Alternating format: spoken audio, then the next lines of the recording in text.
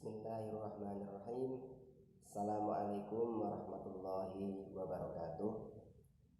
Anak-anakku, mari kita lanjutkan pembelajaran dari Mapel PAI untuk yang ketiga kalinya. Mari kita sama-sama membuka pelajaran ini dengan bacaan basmalah. Harapannya agar pembelajaran pada kali ini diberikan manfaat oleh Allah Ta'ala. Bismillahirrahmanirrahim. Oke anak-anak, pada video ketiga kali ini saya Pak Kamil mau melanjutkan materi bab 1, yaitu tentang makna Asmaul Husna. Ya, diperhatikan, kalian juga harus sedia buku sebagai acuan kalian. Oke. Yang pertama yaitu makna Asmaul Husna.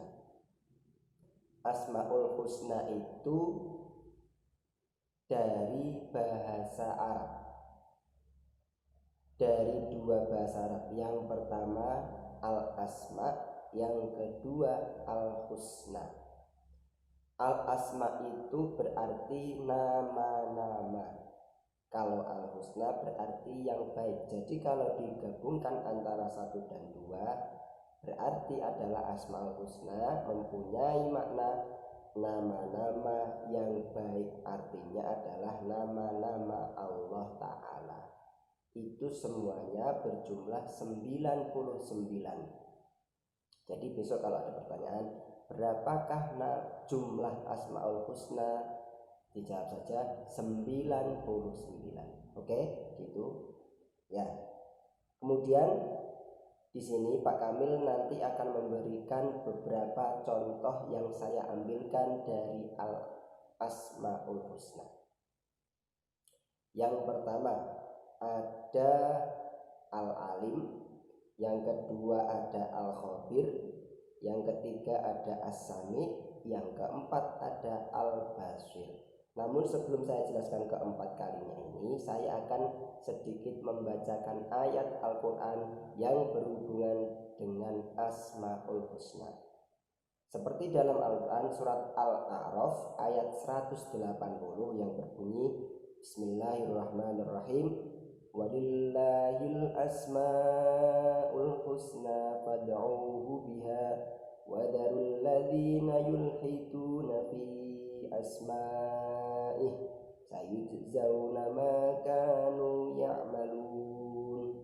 Artinya adalah hanya milik Allah lah Asmaul Husna itu. Maka berdoalah kalian semuanya kepada Allah dengan menyebut Asmaul Husna. Tinggalkanlah orang-orang yang menyimpang dari kebenaran dalam nama-namanya. Nanti mereka akan mendapatkan balasan terhadap apa saja yang dilakukan. Surat Al-A'raf ayat 180.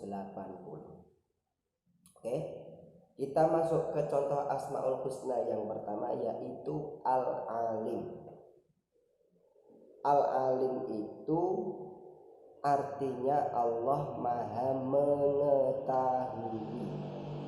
Maksudnya adalah Allah Maha Mengetahui tentang apa saja yang ada di alam semesta ini. Allah mengetahui seluruh hal-hal yang terjadi di alam semesta ini. Tidak ada satupun yang luput dari penglihatan Allah Ta'ala. Maksudnya begini, bukan berarti Allah mempunyai mata, bukan berarti Allah mempunyai penglihatan, tetapi Allah Maha mengetahui. Ya, kalau Al-Alim itu artinya mengetahui. Terus kita sebagai manusia, bagaimana perilaku kita mensikapi, mencontoh dari sifat Al-Alim tersebut? Yang pertama, kita bisa bersungguh-sungguh dalam belajar agar kita menjadi orang yang alim, menjadi orang yang pintar, pandai, mengetahui. Yang kedua, kita harus terus-menerus mencari ilmu, seperti halnya yang kita sudah tidak asing mendengarnya, yaitu pergilah ke negeri Cina untuk mencari ilmu. Carilah ilmu walaupun sampai negeri Cina. Itu artinya apa? Kita harus bersungguh-sungguh dalam mencari ilmu. Contoh yang ketiga, perilaku kita gimana? Harus memanfaatkan ilmu sebaik-baiknya. Kalau kita sudah mendapatkan ilmu yang diberikan oleh Allah Ta'ala, kita harus memanfaatkannya. Karena apa?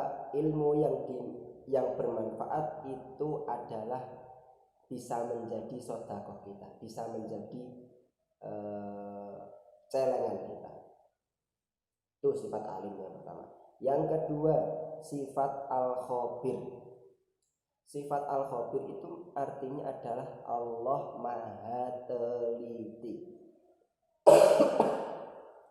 Jadi apapun yang ada di langit maupun di bumi seluruhnya itu atas kehendak Allah. Allah teliti dengan apa saja yang ada di langit maupun di bumi. Tuh. Terus bagaimana kita sebagai manusia untuk mensikapi atau mencontoh dari sifat al-khabir ini? Yang pertama, kita harus bisa menumbuhkan rasa selalu diawasi oleh Allah Ta'ala. Maksudnya bagaimana Pak? Kalau kita mempunyai rasa selalu diawasi oleh Allah Ta'ala, kita nanti akan senantiasa takut untuk bermaksiat, takut untuk melakukan kejahatan. Yang kedua, bagaimana kita harus bisa mensucikan hati dan jiwa, terutama dari sifat-sifat yang jelek. Contoh, kita tidak boleh iri, kita tidak boleh dengki, kita tidak boleh benci sama orang lain. Kita harus mensucikan jiwa kita. Yang ketiga, bagaimana Pak? Harus menumbuhkan rasa takut kepada Allah. Jadi bagaimanapun kita seorang muslim, kita orang Islam harus takut kepada Allah. Ya, harus takut kepada Allah. Kemudian yang pertama tadi al-alim, yang kedua tadi al-khabir, yang ketiga saiki apa Pak? Sekarang yang ketiga as-sami. As-sami artinya adalah Allah Maha mendengar. Allah Maha mendengar. Maksudnya bagaimana Pak? Allah itu mempunyai kuasa untuk mendengar seluruh apapun yang ada di alam semesta ini.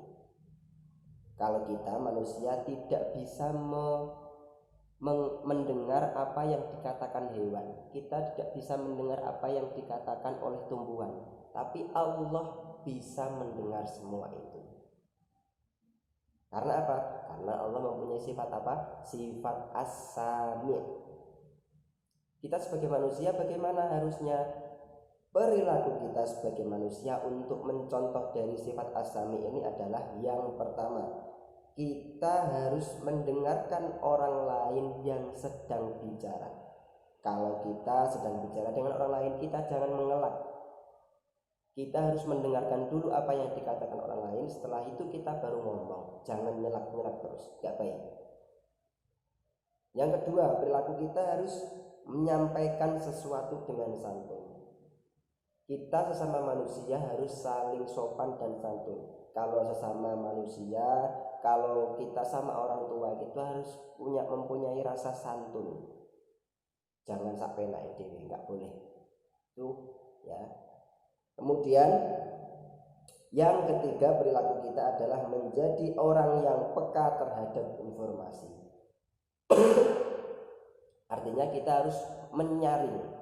Kita mendapatkan informasi dari orang, kita tidak boleh langsung mengiyakan informasi itu. Kita harus menyaring dulu apakah informasi ini benar atau hoax dan lain sebagainya. Kita harus menyaring itu. Ya, tiga. Kemudian yang keempat, contoh dari Asmaul Husna yang keempat adalah al-basir. Yang pertama tadi al-alim, yang kedua al-khabir, yang ketiga as-sami, yang keempat al-basir.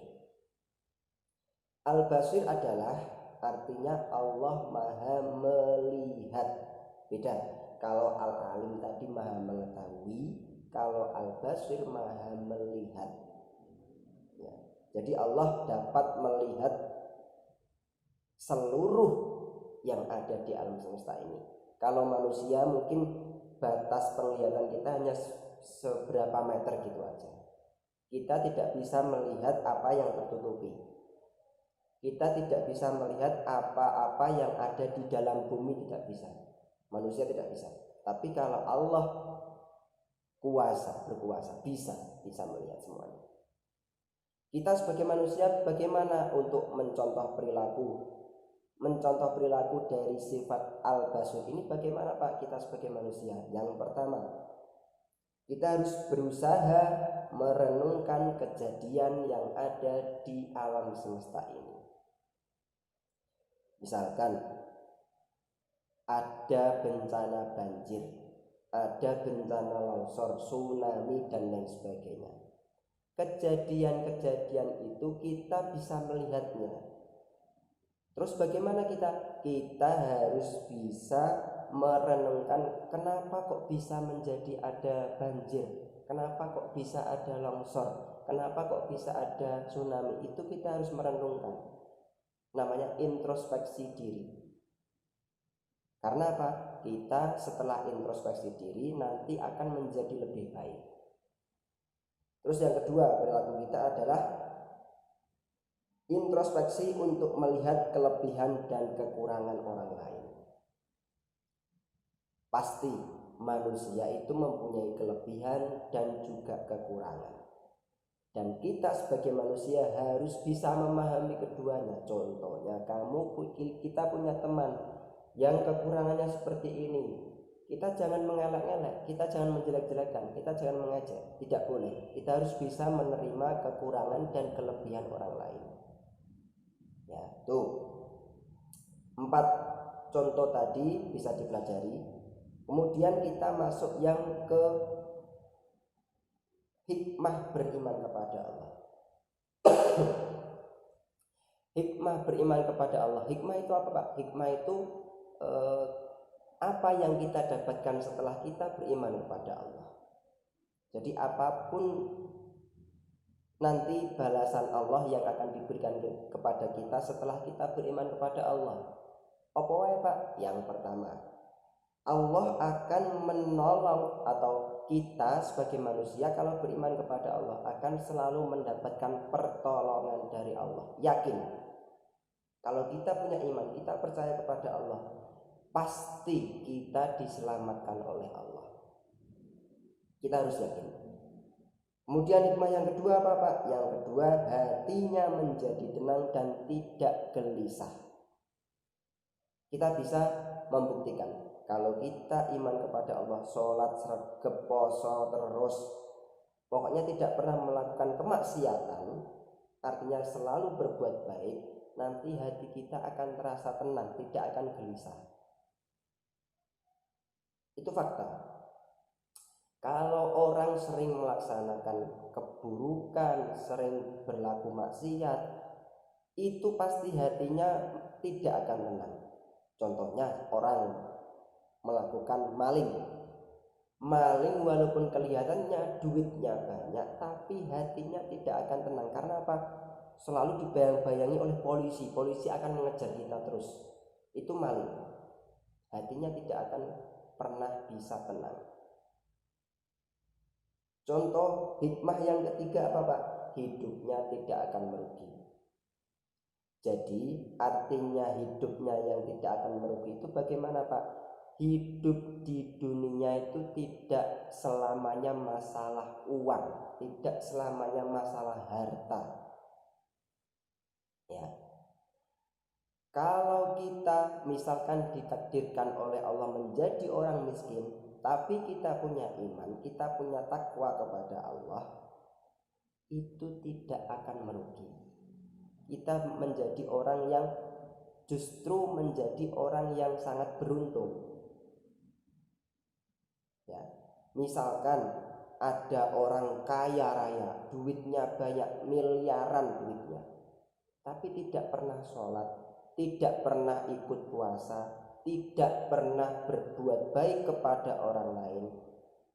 walaupun hartanya banyak, itu tergolong menjadi orang yang rugi.